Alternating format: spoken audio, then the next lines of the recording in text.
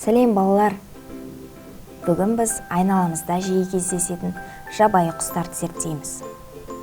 Ендеше бастайық. Бірінші құсымыз ол көгершін, немесе кептер. Көгершін көп халықтарда бейбітшіліктің белгісі. Балалар, нан қиғымын қоқысқа тастағанша, даладағы кептерлерге беріңдер. Олар қуанып, сендерге алғыстарын айтады. Қане енді менімен қайталаңдар. Көгершін, көгершін, көгершін. Жарайсыңдар. Қарғалар қорек талғамайтын құстар. Сол себептен оларды кез келген жерден табуға болады. Ұясын ағаш басына кейде қамсын уларына салады. Қарға таңғажайып ақылды және байқампаз құс.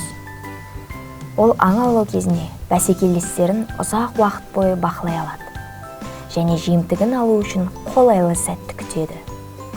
Балалар, қайталаңдаршы. Қарға, қарға, қарға. Дұрыс. Торғай. Торғай адамдарға жақын жерде ұя салғанды ұнататын ең танымал құстардың бірі. Ол мейірімді, тапқыр құс. Бұл құстардың шырылдаған дауысы көктемнің келгенін білдіреді. Балақайлар, менімен бірге қайталаңдаршы. Торғай. Анық айтамыз. Торғай. Торғай. Жақсы. Қоқиқаз. Қоқиқаздар күлгін немесе қызыл түсті құстар. Тұмсықтары орта тұсында төмен қарай майысып иілген. Ол басын суға батырып, түбін қопарып, судағы жәндіктерді аузына толтырып сүзіп алып қоректенеді. Ал енді жаңа сөзімізді қайталаймыз. Қоқиқаз. Қоқиқаз. Қоқиқаз. Жарайсыңдар. Үкі. Үкі негізінен орманды мекендеп, жемін көбіне түнде аулайтын жыртқыш құс. Басы үлкен, көздері бақырайған, қауырсындары жұмсақ. Ұшқанда дыбыссыз қанат қағады. Ұясын жасыруға болатын жерге салады. Үкілердің мойыны ерекше, сондықтан олар басын 270 градусқа бұра алады. Күндізгі уақытта үкі ұйықтауды ұнатады, ал түнде аң аулауға шығады.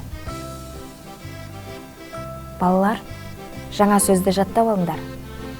Үкі. Үкі. Үкі.